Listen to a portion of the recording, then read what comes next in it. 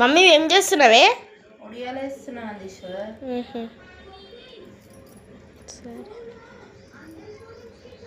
ఎండాకాలం కదా ఒడియాలు పెట్టుకోవాలని ఇగో ఒడియాలు వేస్తున్నా అన్నంతో. మంచి వచ్చినాయి ఒడియాలు కూడా. తిన్నాక టేస్ట్ చేద్దాం. సరే. ఎండినాక నూనెలో ఫ్రై చేసుకొని తిందాము. సరే సరే.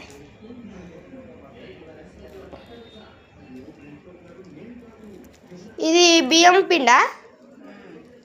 సరే.